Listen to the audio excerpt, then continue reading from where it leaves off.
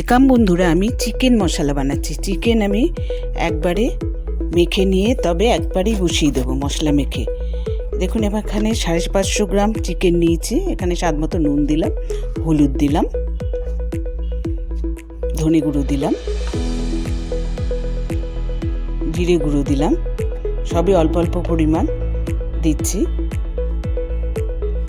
কাশ্মীরি লঙ্কা গুঁড়ো দিলাম, দুটো টমেটো দিলাম, আর 3টে মিডিয়াম সাইজের পেঁয়াজ কেটে রেখেছিলাম দিয়ে দিয়েছি।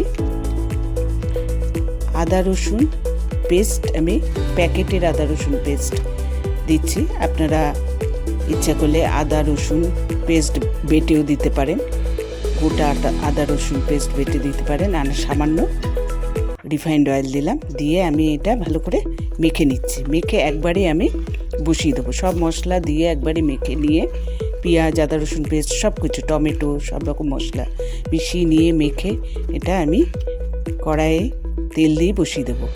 এবারে আমি কড়াইয়ের মধ্যে এটা আধা ঘন্টার মতো ঢেকে রেখে দিয়েছি।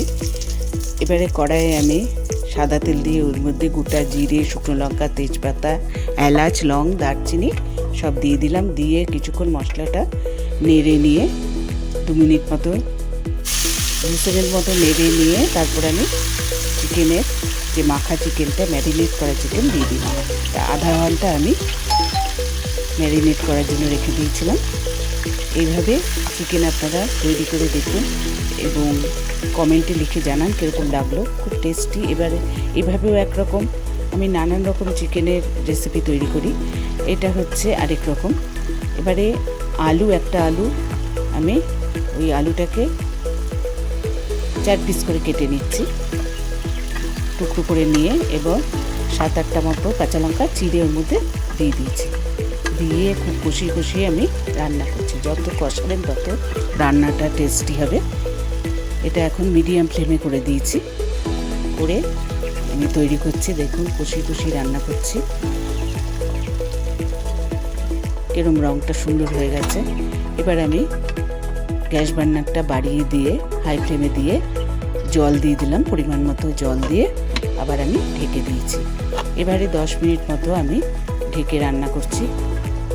হয়ে গেছে। আমি ঢাকনা খুলে নিয়েছি, গরম মশলা গুঁড়ো দিয়ে দিয়েছি এর মধ্যে, দিয়ে আবার একটু সামান্য ঢেকে দিলাম, দিয়ে ধনেপাতা কুচি দিয়ে দিয়েছি।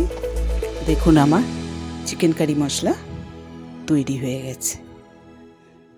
আপনারা অবশ্যই সাবস্ক্রাইব করবেন, লাইক শেয়ার করবেন।